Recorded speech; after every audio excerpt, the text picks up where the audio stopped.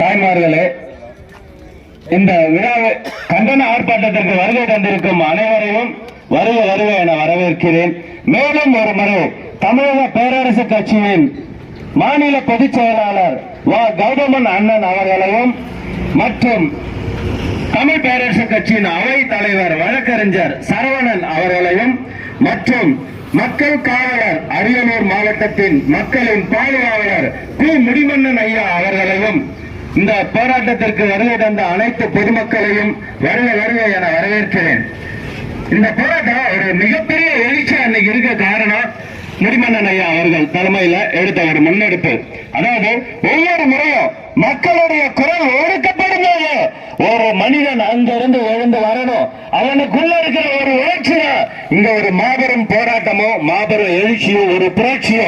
அன்னைக்கு இந்த ராமநாதபுரத்துல ஒரு குக்கிராமத்துல பிறந்த அப்துல் கலாம் அப்படிங்கிற ஒரு சிறுவன் தான் அகில உலக இந்தியாவையே 1975 வல்லரசு நாட மாத்தினத்துக்கு ஒரு முக்கிய காரணம். அந்த மாதிரி இங்க இருக்கிற ஒவ்வொரு தமிழனுக்குள்ளேயும் ஒரு ஒரு போராட்டம், ஒரு நெருப்பு இருக்கிறது.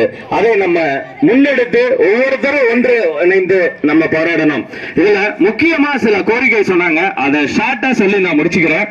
என்ன அப்படின்னா, அதாவது இந்த கல்யாணராமன் பையனுடைய அவரோட பையன் அவர் இறந்துட்டாரு, அவரோட பையன் சதீஷ்க்கு ஒரு வேலை வேணும் அப்படின்னு கேட்டாங்க. அது ஒரு சின்ன விஷயம், அது ஒரு மாவட்ட துணை ஆட்சியரே சொல்றாங்க இது ஒரு சின்ன விஷயம், இந்த வேலையை நீங்க கொடுங்க, அவங்க இல்லைன்னா எங்களோட கவர்மெண்ட் எம்ப்ளாய்மெண்ட்ல நாங்க எம்ப்ளாய்மெண்ட் சர்வீஸ் வாங்கி தரோம் அப்படின்னு சொல்றாங்க.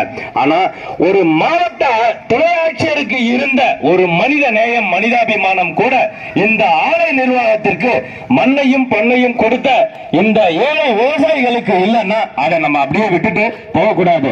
இந்த போராட்டம் அடுத்தடுத்த கட்டத்துல பெரிய லெவல்ல உருவெடுக்கணும் அப்படின்னு ஆசைப்படுற நம்மளுடைய கோரிக்கை வெற்றி பெறும் வரை நம்ம இதை போராடி ஆக வேண்டிய ஒரு சூழல் இன்று இருக்கிறது.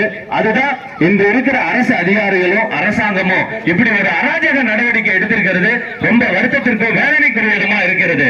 அதுக்கப்புறம் இங்க இருக்கிற மக்களுடைய சுகாதாரக்கேடு, நிலத்தடி நீர் மட்டம் ஆழமா போயிட்டு இருக்கு. இதெல்லாம் கருத்தில் கொண்டு அவங்க ஒரு மருத்துவமனை வேணும்னு கேட்டாங்க. எல்லா ஆலைகளிலும் இப்ப டால்மியா சிமெண்ட் இருக்குன்னா அங்க ஒரு அரசு மருத்துவமனை மாதிரி அவங்க வச்சிருக்காங்க.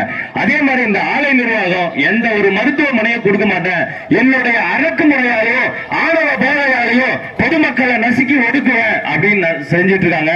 இதை எடுத்து நம்ம போராடணும். எனக்கு தெரிஞ்சு நான் 8th ஸ்டாண்டர்ட் படிக்கும் போது ஒரு போராட்டம் நடந்தது, அதை சில்ல சில்லையா பிரிச்சுட்டாங்க. ஆனா 25 ஆண்டுகளுக்கு அப்புறம் என்று தமிழ் பேரரசு கட்சி தலைமையில, அதாவது மாநில பொதுச் செயலாளர்